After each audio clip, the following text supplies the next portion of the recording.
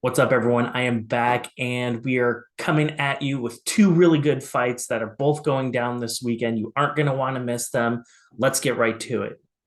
The very first one happens in Sioux Falls on April 14th, and it just so happens to feature a fighter that has benefited more from me in terms of free advertising than probably anyone else, and it's that guy right there.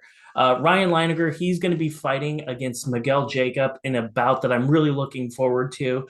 Let's break this one down. Let's first start with Miguel Jacob. He's 25 years old. He's from Brazil, and he lives in Southern California. He trains out of King's MMA. A lot of things that are really interesting about him. First and foremost, he used to compete in the lightweight division. He decided to move up in the weight class and go for welterweight. I love that move for him. Oftentimes you'll hear people say something like, you're 25, 26 years old, you still got a few 55 cuts in you. But I love the move.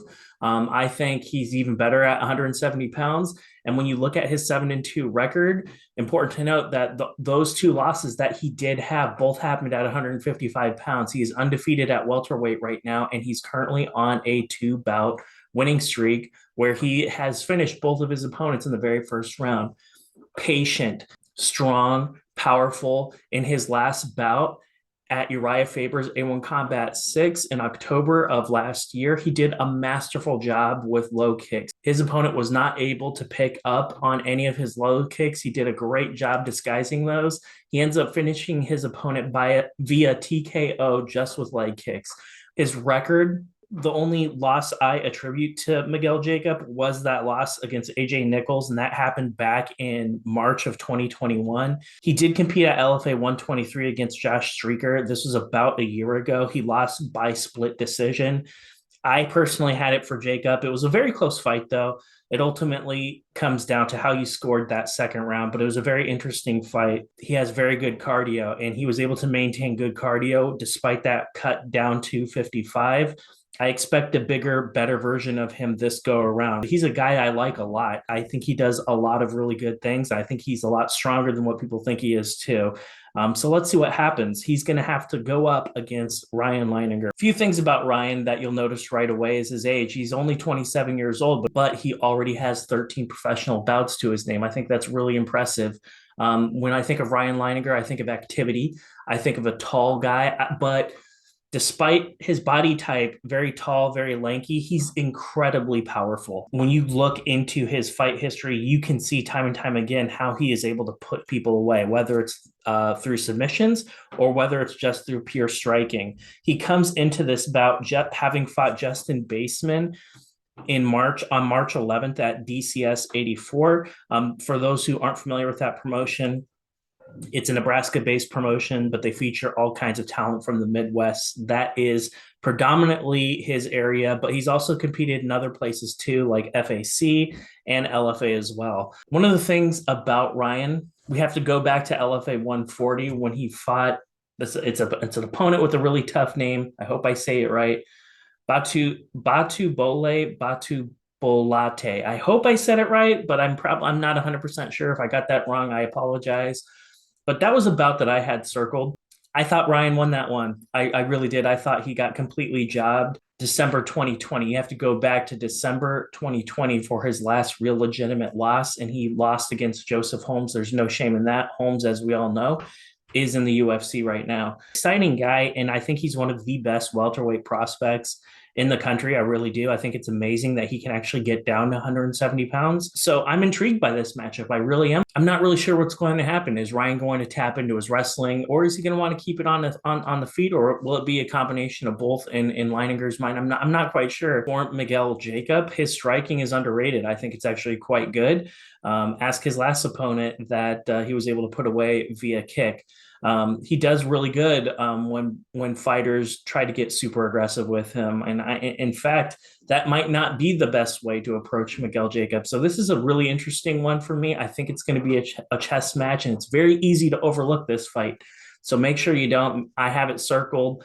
I look forward to interviewing whoever the winner is of this fight. Whoever wins this fight, I want to have on this show. It's going to be a great matchup. You guys should check it out. My second must-see fight of the weekend happens at Cage Warriors 152 in Manchester, England on April 15th. Rory Evans, he's 5-3 and he's going up against Liam Gittins, who's 9-4. I admire the hell out of both of these competitors, and I'm going to try to explain why I think this is a great matchup. Let's first start with Rory Evans. He is from Wales and he will be going into enemy territory in Manchester. With a 5-3 record, it is so easy to overlook this guy. If you don't watch a lot of Cage Warriors, if you're not familiar with the UK fight scene, you might be led to believe that, this guy's just fodder for Gittins. He starts off his professional career in the red and with a 1-3 record. Rory Evans is a very misleading guy. I think people are going to look at that record, see the 5-3, and maybe not take him too seriously. Rory Evans was actually an undefeated amateur. He has a lot of experience, and he's currently on a 4-fight winning streak. The most recent victory he had was off of Wesley Maya at Cage Warriors 127. There's been a spate of bout cancellations that have affected Evans, so we really haven't seen much of him. He didn't compete in all of 2022, and people may have forgotten what he's been able to accomplish, what he's been able to do, and why he should be taken very, very seriously. What has he been working on? We're about to find out when he takes on Liam Gittins. But Evans is in his athletic prime. He's 29 years old. He's 5'7", so he's got a really good size for this bantamweight class. I'm excited to see him. I'm excited to see what he's been up to over the past year or so since his last competition. Of course, Evans is going to be sharing the cage with next generation Liverpool's Liam Gittins, a very, very interesting prospect. And don't be fooled by him either. Of course, at first blush, 9-4 record, dime a dozen. It's very easy to look past somebody like him, but that would be a huge mistake.